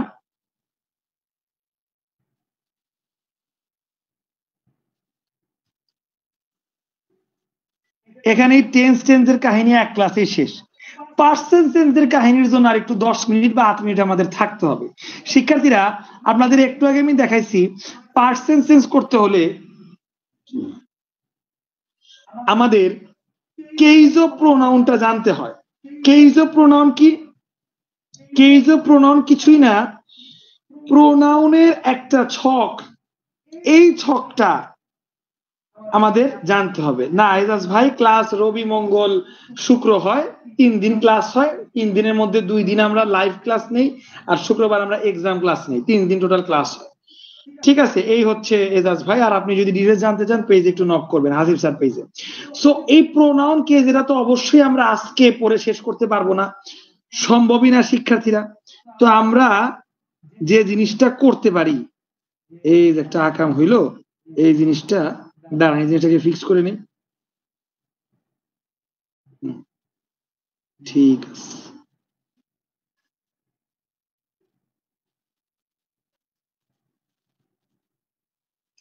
হ্যাঁ, আমরা যেটা করতে পারবো শিক্ষার্থীরা, এই কেইজ অফ প্রোনাউনের একটা ধারণা নিতে পারবো। এই ধারণার উপর ভিত্তি করে আমরা নেক্সট ক্লাসে শিখবো যে কিভাবে আসলে আমরা এই পার্সন চেঞ্জ করব। আজকে পার্সন চেঞ্জ শিখবো না, আমি বলছি 10 মিনিট ক্লাস নিব, ক্লাস প্রায় শেষের দিকে চলে আসতেছে। দেখেন শিক্ষার্থীরা, কেইজ অফ প্রোনাউন জিনিসটা কি খেয়াল করেন। শিক্ষার্থীরা, বাম সাইডের কলাম খেয়াল করেন, first person, I we first person, me us first person, my our এগুলা ফার্স্ট পার্সন। সেকেন্ড পার্সন শুধু ইউ ইয়োর। থার্ড পার্সন ছেলে হইলে হি, মেয়ে হইলে সি, বস্তু হইলে ইট, আর একের অধিক বুঝাইতে ছেলে একের অধিক, মেয়ে একের অধিক, বা বস্তু একের অধিক, তাইলে হয় দে। এগুলো আপনাকে একটু মুখস্থ করতে হবে কেইজ অফ প্রোনাউনের ছকটা। শিক্ষার্থীরা, কেইজ অফ প্রোনাউনের ছকে দেখেন সাবজেক্টিভ ফর্ম আছে, অবজেক্টিভ ফর্ম আছে, পজিটিভ ফর্ম আছে। শিক্ষার্থীরা, এখান থেকে একটু পড়ানোর বিষয় আছে। Ripon is a player, I know Ripon. শিক্ষার্থীরা, রিপন একজন খেলোয়াড় এবং আমি রিপনকে চিনি। যদি এভাবে কথা বলি শিক্ষার্থীরা, দেখেন প্রথম সেন্টেন্সে সাবজেক্ট রিপন, দ্বিতীয় সেন্টেন্সের অবজেক্ট রিপন। সো সাবজেক্ট হিসেবে রিপন লিখতে পারছি, অবজেক্ট হিসেবেও রিপন লিখতে পারছি, মানে সাবজেক্ট এবং অবজেক্ট রিপন অপরিবর্তিত আছে। কিন্তু রিপনের পরিবর্তে যদি আমি একটা প্রোনাউন লিখি শিক্ষার্থীরা, রিপন তো ছেলে, আমি যদি লিখি হি is a player and I know him, তাহলে শিক্ষার্থীরা খেয়াল করেন সাবজেক্ট হিসেবে হি, আর অবজেক্ট হিসেবে হিম, দেখতে কি দুইটা একরকম না দুইটা আলাদা আলাদা হয়ে গেল? আমি তো শিক্ষার্থীরা বুঝাচ্ছি যে প্লেয়ার সেই রিপন, আমি যাকে চিনি সেও রিপন, মানে রিপন দুজন এক ব্যক্তি। তার মানে এই হি আর হিম দুজন এক ব্যক্তি, কিন্তু প্রোনাউন লেখার সময় হিটা হি লিখলাম, এইখানে হি দিতে পারলাম না। আই নো হি জীবনে হবে? জীবনে হবে না, এইখানে লিখতে হইলো হিম। তাহলে শিক্ষার্থীরা খেয়াল করেন, এই হিটা চেঞ্জ হয়ে শিক্ষার্থীরা হিম হয়ে গেল। প্রোনাউনের ক্ষেত্রে সাবজেক্ট আর অবজেক্ট আলাদা আলাদা হয়, ব্যক্তি একই ব্যক্তি, কিন্তু ব্যক্তির রূপ আলাদা আলাদা। এই জিনিসটা নাউনের ক্ষেত্রে হয় না। যেহেতু নাউনের ক্ষেত্রে হয় না, তাই কেস অফ নাউন এটার কোনো অস্তিত্ব নাই, কেস অফ নাউনের কোনো অস্তিত্ব নাই। যেহেতু প্রোনাউনের ক্ষেত্রে একই ব্যক্তি অথচ সাবজেক্ট একরকম, অবজেক্ট আরেক রকম দেখতে, এর জন্য প্রোনাউনের ক্ষেত্রে সাবজেক্ট অবজেক্ট আলাদা আলাদা দেখতে বলে এটার নাম দেওয়া হয়েছে কেস অফ প্রোনাউন। এখন কেস অফ প্রোনাউনে আমরা শিখি সাবজেক্টিভ ফর্ম কোনগুলা আর অবজেক্টিভ ফর্ম কোনগুলা। এর পজিটিভ ফর্ম এটা একটু পরে আসে, এটা পরে পরে একটু। শিক্ষার্থীরা ধরেন আই দিয়ে ধরেন, I am a player, I subjective, and I am a player. এবার we subjective, we are players. এখন শিক্ষার্থীরা I am a player, এই I এর অবজেক্ট কি? মি। এগুলো আপনাকে মুখস্থ করতে হবে, আমি বারবার বলতেছি, এটা কিন্তু বুঝার কিছু না, এটা মুখস্থ করতে হবে। I subjective, I am a player, and everyone knows me, me objective, object মানে কি লাস্টে বসে, সাবজেক্ট মানে কি ফার্স্টে বসে। তাহলে সাবজেক্ট হিসেবে আমি বসাইতে আই, অবজেক্ট হিসেবে আমি বসাইতে মি, এটা মুখস্থ করতে হবে। আর আই এর প্লুরাল আমরা, আমি প্লুরাল আমরা, we subject, we are player, and everybody knows us, us বসছে লাস্টে, উই বসছে ফার্স্টে, এগুলা মুখস্থ করতে হবে। শিক্ষার্থীরা ইউ সাবজেক্ট ইউ অবজেক্ট, এই একটা একটু সোজা আছে। You are a player and everybody knows you, সবাই তোমাকে চেনে, একটাই ব্যতিক্রম, সাবজেক্ট অবজেক্ট সেম। শিক্ষার্থীরা ছেলে মানুষের ক্ষেত্রে he subject, he is a player, আর অবজেক্ট হচ্ছে হিম, এভরিবডি নোজ হিম, এটা মাথায় রাখবে। শিক্ষার্থীরা মেয়ে মানুষের ক্ষেত্রে she subject, she is a player and everybody knows her, her হচ্ছে অবজেক্ট। এগুলা মুখস্থ রাখতে হবে শিক্ষার্থীরা, নইলে কালকের ক্লাস মানে নেক্সট মঙ্গলবারের ক্লাস কিচ্ছু পারবেন না। নেক্সট মঙ্গলবারে যারা নতুন ক্লাস করবে কিচ্ছু পারবে না, কারণ কেস অফ প্রোনাউন মুখস্থ করতে হবে, মুখস্থ করতে হবে। শিক্ষার্থীরা ইটি সাবজেক্ট ইটি অবজেক্ট, এটা নিয়ে বলার কিছু নাই। এবার দে নিয়ে যদি বলি, they are players and everybody knows them, এই দেম হচ্ছে শিক্ষার্থীরা অবজেক্ট, এই সাবজেক্ট অবজেক্ট মুখস্থ রাখতে হবে। এবার শিক্ষার্থীরা পজিটিভ নিয়ে অল্প করে একটু বলবো। পজিটিভ মানে মালিকানা বোঝায়, দিস ইজ মাই পেন। শিক্ষার্থীরা এই কলমটার মালিক কে? শিক্ষার্থীরা এই কলমটার মালিক কিন্তু আমি, এই কলমটার যে মালিক আমি, এটা কি দিস দেখে বুঝছি, ইজ দেখে বুঝছি, না পেন দেখে বুঝছি? দিস মানে এটি, ইজ মানে হয়, পেন মানে কলম। এই আমার, এই আমার দেখে শিক্ষার্থীরা বুঝছি যে কলমটার মালিক হচ্ছি আমি। তার মানে যে প্রোনাউন দিয়ে শিক্ষার্থীরা মালিকানা বুঝায়, আমি যদি লিখতাম দিস ইজ ইয়োর পেন, মানে কলমের মালিক তুমি, মালিকানা ওনারশিপ তো কোথাও লেখি নাই, জাস্ট লিখছি ইয়োর। এই ইয়োর দিয়ে বুঝছেন যে কলমের মালিক হচ্ছে সে। তার মানে যে প্রোনাউন দিয়ে মালিকানা বুঝায় সেটাকে পজেসিভ প্রোনাউন বলে। মাই হইতে পারে, ইয়োর হইতে পারে, হিজ পেন হইতে পারে, হার পেন হইতে পারে, আওয়ার পেন হইতে পারে, দেয়ার পেন হইতে পারে, our, their, his, her, your, my, এই সবগুলাই শিক্ষার্থীরা পজিটিভ কেস। কিন্তু কথা হচ্ছে এগুলা মুখস্থ রাখতে হবে শিক্ষার্থীরা। আমি পড়াচ্ছি আজকে, কালকে মুখস্থ করে আসতে পারলেন না, তাহলে প্রোনাউন চেঞ্জ অফ প্রোনাউন বা পার্সন চেঞ্জ এটা কিচ্ছু বুঝবেন না। এই যে সুন্দর করে একটা প্যাসেজ আমি লিখছি এখানে, এটা কালকে পড়াবো বলে, এই প্যাসেজটা কিচ্ছু বুঝতে পারবেন না, কিচ্ছু না, যদি এই ছকটা মুখস্থ না থাকে।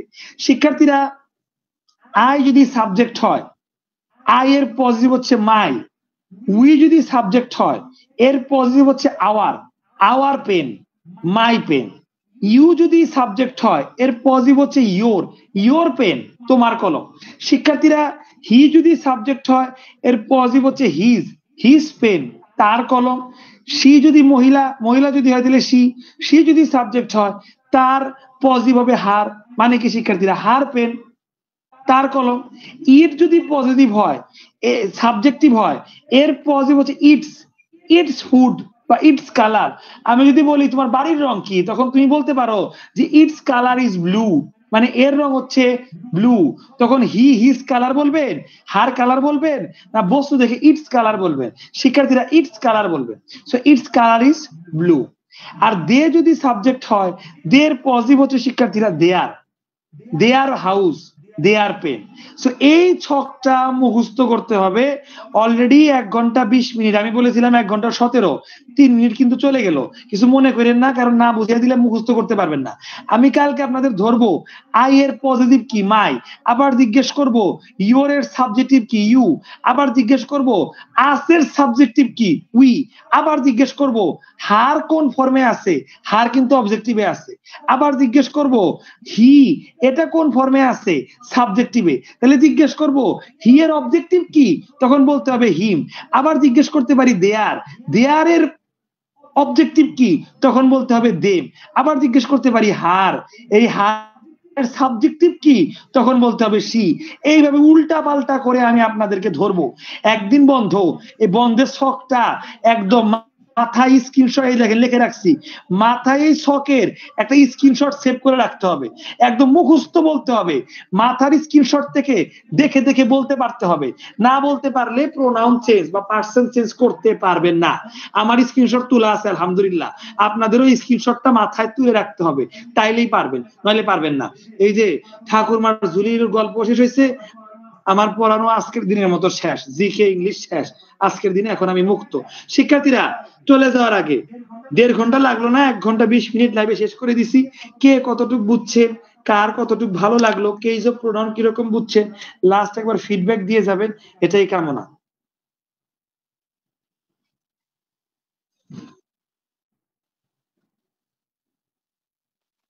আচ্ছা, রোদেল আপনি স্ক্রিনশট নিতে যাচ্ছেন না? আমি আপনার এটা দেখার আগেই বললাম, এই স্ক্রিনশটটা এখন আপনি নেন, কিন্তু নেক্সট ক্লাসে এইটার স্ক্রিনশট মাথায় সেভ করতে হবে, ফোনে না। রোদেল আপু খেয়াল রাখেন বিষয়টা, নেন, একটু বড় করে দিলাম, স্ক্রিনশট নেন, যারা নিতে চান নেন, ঠিক আছে? এই যে এখন নিতে পারবেন। আচ্ছা, তারপরে আফরিন আপু বুঝতে পারছে, বা অজিত ভাইও ভালো ক্লাস বলছে, আপু আউটস্ট্যান্ডিং বলছে, আলহামদুলিল্লাহ। আব্দুর রহিম ভাই ক্লিয়ার। আজকে টেন্সের বিষয়টা, টাইম ফ্রেমের বিষয়টা, ডাবল হেডের বিষয়টা, কেইজ অফ প্রোনাউনের বিষয়টা, ভাই পাগল হওয়ার মতো একটা অবস্থা।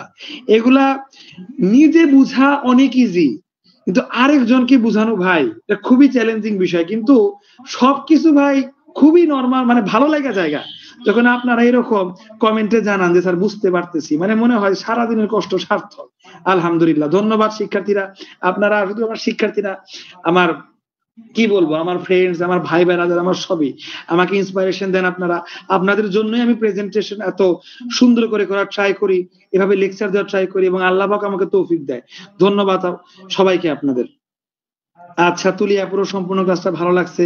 নীলা আপু তো আছে ক্লাসের টপ কন্ট্রিবিউটর, আলহামদুলিল্লাহ, অনেক আউটস্ট্যান্ডিং একটা বিষয় তিনি বলতে পারছে। আপনাকে আবার কংগ্রাচুলেশন, এবং ক্লাসটাও ভালো হয়েছে জানাইছে, আলহামদুলিল্লাহ। লামিয়া আপুরও ভালো লাগছে, কেয়া আপুরও তো পরে আসছে কিন্তু এতটুকু বুঝতে পারছে, মাশাআল্লাহ। প্রথম থেকে তারা সুন্দর বুঝতেন। আপু চাইলে আপনি আমাদের এই কোর্সে যুক্ত হয়ে যাইতে পারেন। আমাদের কোর্সে যতগুলা ক্লাস হয়েছে সবগুলা ক্লাসের রেকর্ড আপনি পেয়ে যাবেন যদি যুক্ত হন।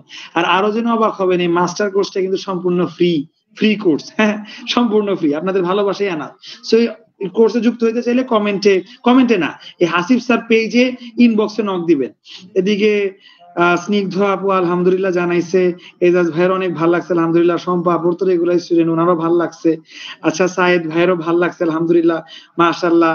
রিফাত ভাইয়েরও ভালো লাগছে, উনি আমার প্রতি ভালোবাসা জানাইছে, আলহামদুলিল্লাহ, আপনার প্রতি ভালোবাসা। আচ্ছা, সাদিয়া আপু জানাইছে কঠিন পড়াগুলো সোজা লাগে, আলহামদুলিল্লাহ। রোদেলা আপু জানাইছে ভালো লাগছে, বাবলি আপু জানাইছে বেশ ভালো লাগছে। প্রত্যেকটা ক্লাসই এরকম ভালো হয়। বাবলি আপু, আপনি নতুন স্টুডেন্ট, চাইলে কোর্সে ভর্তি হতে পারেন। যাক, সারা দিনের কষ্ট, জিকে ক্লাসের প্যারা, তারপরে ইংরেজি ক্লাসের প্যারা থেকে মুক্তি পাইলাম আপনাদের কমেন্টস গুলা পড়ার মাধ্যমে, আলহামদুলিল্লাহ। রিল্যাক্সেশন চলে আসছে। ধন্যবাদ সবাইকে। এটা সবার জন্যই, এটা পেইড কোর্স না, এটা ফ্রি কোর্স, সারা জীবনই ফ্রি হবে ইনশাল্লাহ, সবার জন্য ইনশাল্লাহ। এটা ভর্তি হতে চাইলে ইনবক্সে নক দিতে পারেন।